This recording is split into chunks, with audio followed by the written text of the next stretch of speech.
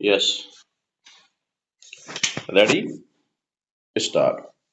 भारत की राजनीति में महिलाओं की भागीदारी कम होने के पीछे अब तक समाज में पितृसत्तात्मक ढांचे का मौजूद होना है। स्टॉप। यह न केवल महिलाओं को राजनीति में आने से हतोत्साहित करता है, अपितु राजनीति के प्रवेश द्वार की बाधाओं की तरह काम करता है। स्टॉप। लेकिन राजनीतिक दलों के भेदभावपूर्ण दृष्टिकोण के बावजूद मतदाता के रूप में महिलाओं की भागीदारी 90 के दशक के अंत से उल्लेखनीय रूप से बढ़ी है। स्टॉप। ऐसे में यह अनिवार्य हो जाता है कि चुनावों के विभिन्न स्तर पर महिलाओं की भागीदारी का विश्लेषण किया जाए, ताकि यह पता लगाया जा सके कि आजादी के 6.5 दशक बाद भी इसमें असमानता क्यों है।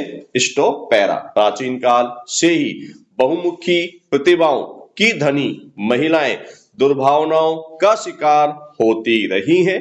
स्टॉप। परंपरागत रूप से धार्मिक मान्यताओं से ग्रसित हमारे समाज में महिलाएं निश्चित रूप से दुख की प्रियाएं हैं। स्टॉप। यहाँ तक कि हमारे नीति निर्धारक मनु का कहना है, अर्थात बचपन में स्त्री की रक्षा पिता करता है, युवावस्था में पति तथा बुढ़ापे में पुत्र। स्टॉप। इसलिए स्त्रियां स्वतंत्रता के योग्य ही नहीं हैं।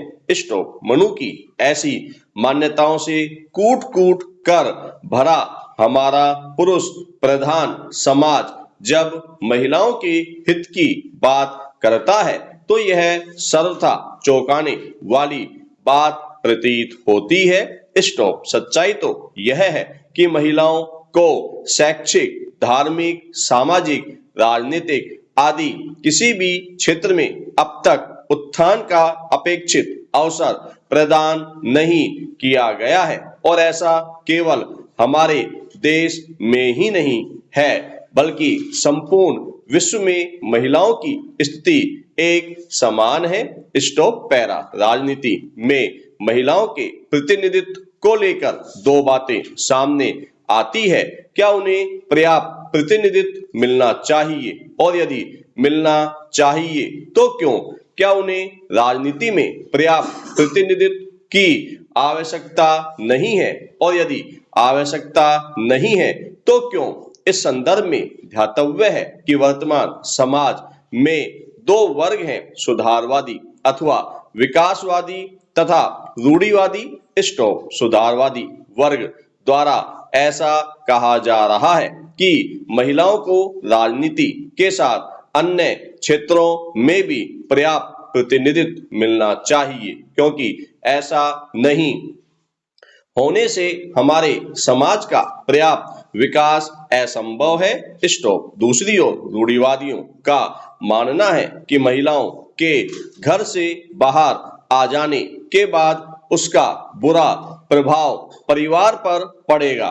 स्टॉप। ऐसा इसलिए कि हमारी पारिवारिक व्यवस्था में घर को संभालने का दायित्व महिलाओं पर है, और उनके घर के बाहर आने से यह व्यवस्था ही टूट जाएगी तथा समाज के विकास की नींव ही कमजोर पड़ जाएगी। Stop para. यदि सूक्ष्मता पूर्वक देखा जाए तो ऐसा प्रतीत होता है कि सुधारवादियों और रूढ़िवादियों दोनों के तर्क में सत्यता है, परंतु यह ध्यातव्य है कि क्या महिलाओं को हमेशा चार दीवारियों के अंदर ही कैद रखा जाएगा।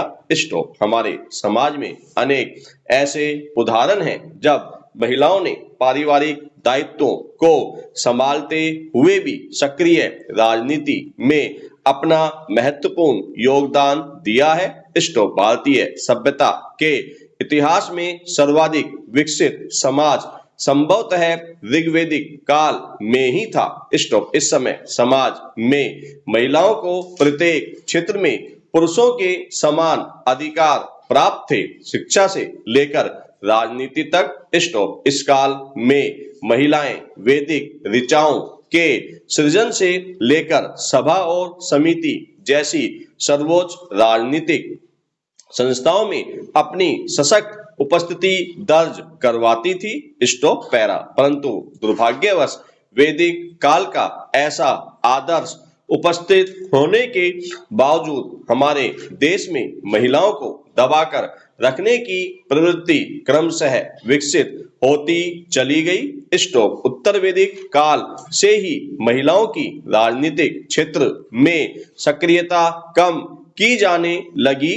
स्टॉप। धीरे धीरे मध्यकाल तक आते आते उनके सभी अधिकार छीन लिए गए। स्टॉप। उन्हें पुरुषों का भोग्य बना दिया गया तथा मध्यकाल में पर्दा प्रथा के प्रचलित हो जाने के बाद तो उनकी स्थिति और भी बदतर हो गई। स्टॉप। वे अपने अधिकारों के लिए किसी प्रकार से आवाज नहीं उठा सकती थी। स्टॉप। आवाज उठाने पर उन्हें विविध प्रकार से सताया जाता था।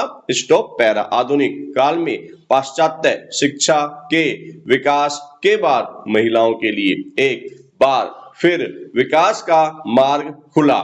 स्टॉप। पाश्चात्य समाज में महिलाओं को घर की चारदीवारी से बाहर निकलकर स्वतंत्र रूप से आचरण विचरण का अधिकार मिला और उन्होंने जल्द ही अपनी स्थिति सुधार ली। स्टॉप। परंतु उनकी स्थिति अभी भी अच्छी नहीं है। पुरुषों के हाथों की कठपुतली तो वे अब भी बनी हुई है। स्टॉप। विश्व का कोई भी देश ऐसा नहीं है जहां महिलाओं का 10% प्रतिनिधित्व पूर्ण रूप से सुरक्षित हो। स्टॉप। इस संदर्भ में यह भी ध्यातव्य है कि पाश्चात्य देशों में राजनीति में सहभागिता के प्रति महिलाओं में सक्रियता भी नहीं है, क्योंकि वहां राजनीति का स्वरूप ही बहुत अलग है। Stop para.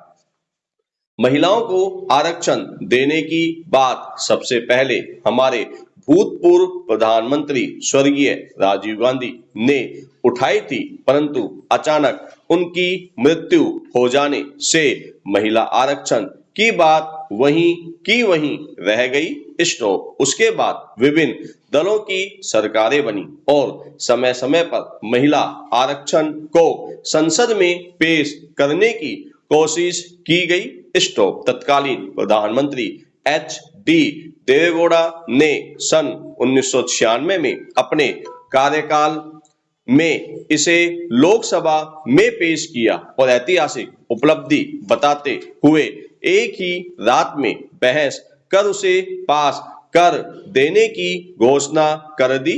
स्टॉप। उस समय भाजपा की उमा भारती ने नए विवाद को जन्म दिया कि इस विधेयक में पिछड़े वर्ग की महिलाओं के लिए उनकी आबादी के अनुपात में आरक्षण सुनिश्चित कर दिया जाए। स्टॉप। उनके इस विवाद का सभी दलों ने साथ दिया। फिर इस विधेयक को सदन की प्रवर समिति के सुपुर्द कर दिया गया। स्टॉप। इस प्रवर समिति ने संसद के दोनों सदनों में अपना प्रतिवेदन 9 दिसंबर 1996 को प्रस्तुत किया। स्टॉप। समिति इस बात से पूर्णतः सहमत थी कि महिलाओं को लोकसभा और राज्यों की विधानसभाओं में 1/3 आरक्षण मिले। उसमें समिति ने मूल विधेयक के लिए आरक्षित सीटें 1/3 से कम नहीं के स्थान पर 1/3 के निकटतम कर दिया जाए। स्टॉप।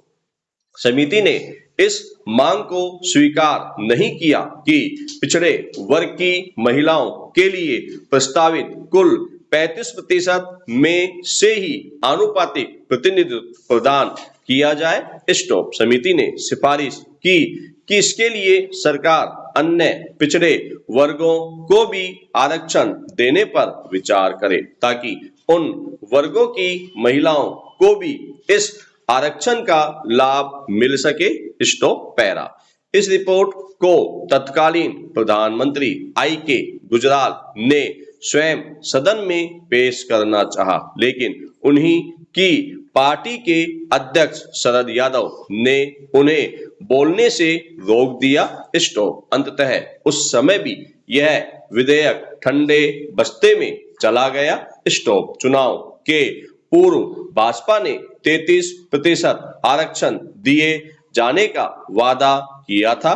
स्टॉप। कांग्रेस पार्टी ने चूंकि विधेयक की कल्पना स्वर्गीय राजीव गांधी ने की है, इसलिए इसे पास कराने में पूरा सहयोग करने का वचन दिया, किंतु व्यक्तिगत बात करने पर किसी भी दल का सदस्य इसे पारित करने का पुरजोर विरोधी है। स्टॉप। शाहबानो प्रकरण में स्वर्गीय राजीव गांधी पर महिला हितों के विरुद्ध काम करने का आरोप लगा था। उसकी भरपाई के लिए उन्होंने महिला आरक्षण का समर्थन करने का फैसला किया था। स्टॉप। उसके बाद ही स्थानीय निकायों को संवैधानिक दर्जा देने की बात चल पड़ी और 1992 में 73वां तथा 74वां संविधान संशोधन विधेयक पास हो गया। स्टॉप। उसके आधार पर